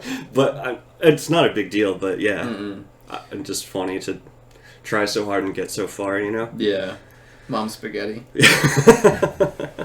Yeah, it's Crygades Ariusis. He's a young man, and he has a heavily accented Shayak. So do you know who that is? No. Well, he's related to Zynemus, Ah. Zin, because... Oh, yeah, Madness is Zynemus' nephew. Yeah, thank you for that. Guy. Because I knew that, I was like, Crygades sounds familiar. Oh, yeah? Because, I mean, Crygades. they mentioned it a couple times at least, but Yeah. yeah, I'm glad that you told me who he was, because I knew he was a relative, but I did not know he was the nephew. Oh, man. Yeah, Sir would be tripping Bible style. I can't picture the war mask. I can picture it as this one like gear item in Final Fantasy. It's like a mask that you can get. Major Domo, House Kenraya. I should be a major domo. You should be. Major domo of these nuts. But dude, the Crygades are fucking like cool people. He just says, these pious but dour fellows are knights of Olympus and men of the Tusk. Have you seen any fugitive criminals about? And then stunned silence at last Nair says, why do you ask? The knight looks askance at his comrades, then leaned forward in his saddle. His eyes twinkled.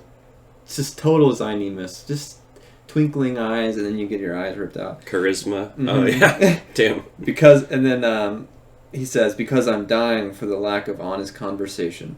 And then the Skilvindi smiled. Total meet cute situation. Mm-hmm.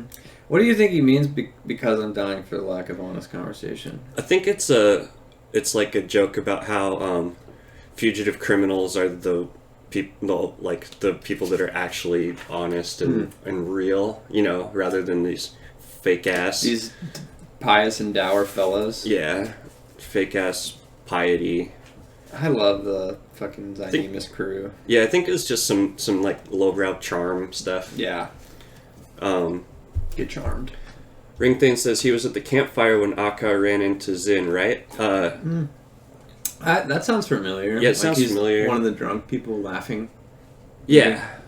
He's not... I don't think he was the guy that was the big insulter guy. No. That gets scolded, though. Yeah. Madness says, yep, he actually ends up looking up to Nair for quite a bit before he dies. That's interesting. He's a, what's it called? A weeper? An apostle. He's an apostle. A weeper apostle? Yeah. They cry together. He apologizes for the insulter. Okay, cool. He is a lover and a bitch and a mother. He's a peacemaker. Uh-huh. That's a chronic chapter. Yeah, it was very fun this week. Yeah. Yeah. I was just thinking about Civil War masks. No, I wanted to make a mask. I'm working on a mask for Halloween already, but it also made me think of the plain white Ainoni masks, right? Yeah. Where they wear so nobody can see their faces, and so Enrelatus can scream, "Show me your mouth, mother." Yeah. Eat his shit. Dude, I think I understood how he is. I was listening to this Thou song, and just the lyrics of really indulging in the desires and the ecstasy and the excrement of life. And I was like, Enrelatus makes a lot of sense right now. Yeah. But then again, I don't know if he does. I don't know. What's his reason for saving them? I have no idea. Yeah, I don't actually know either. I was going to guess. Is that they're being looked for already? That's the thing. It sounds like somebody said, hey, there's these people out here, go get them. But how would they know? Like, who? Yeah, how would they know? Maybe they caught wind from some Kitcher soldiers or some shit. Did, I don't know. Ariusis just assume, like the joke comment or whatever, the quip at the end of the honest conversation from the fugitive criminals is Ariusis just taking a chance? Maybe. Take a chance on thee? He's just a viber. He's got a good intuition. And yeah, Matt says next week really kicks off. Yeah, it starts to be a real pumper. Can't wait until we reach the discussion of the great names. Hell yeah. I think our Western society is shittier than some Eastern cultures because we put our last name last instead of our family name first. Yeah. Because it just sounds so much more epic. It does. Like, there's some, Japanese baseball players and, their names are fucking sick as hell. That's cool. Yeah. I don't know anything about Japanese baseball players. I don't really know either. I've been watching some random baseball videos. Yeah. They're all trying to... There's a big hubbub in baseball about pitchers using, sticky substances to grip the ball. Uh-huh. Yeah. Like whale semen? Yeah, exactly. I watched Blackfish recently. Oh. Very sad movie. Anyway, do you have any podcast announcements? Fuck that subscribe button. Yeah. Suck that like button. Yeah. Well, I guess here while we're talking, I'll post a link for the Discord in case anybody's watching that is not in it. That's where I'll just post new stuff and announcements and shit. Oh, I'm gonna get on Discord this week because I did the other internet stuff that was preoccupying my brain. So I might be able to chat with you guys soon. Hell yeah. It's not a whole big thing. It's just, it's not a whole bunch of discussion and stuff. Let's see. Can't wait until we reach it. It doesn't sound as cool in English. My last name is Brown. Yeah, see. You're right. My last name is pronounced Carr. Carr James. It's actually kind of cool. I'll give the like and subscribe button a wing job. Please do. Pour some fucking Mwama grease all over that bad boy. Just start going to town. Yeah. Fuck that dirt hole subscribe button. Yeah. Do whatever you want. I just wanted to say some goofy stuff. We're also on Apple now. We're on the, Dude. Apple Pod. Jacob's been grinding super hard on all of the, non-video podcast shit. It's all up. for the most part. Yeah, all up except for 13, because my internet died right before I came here. Hell yeah. Because I live in a garage.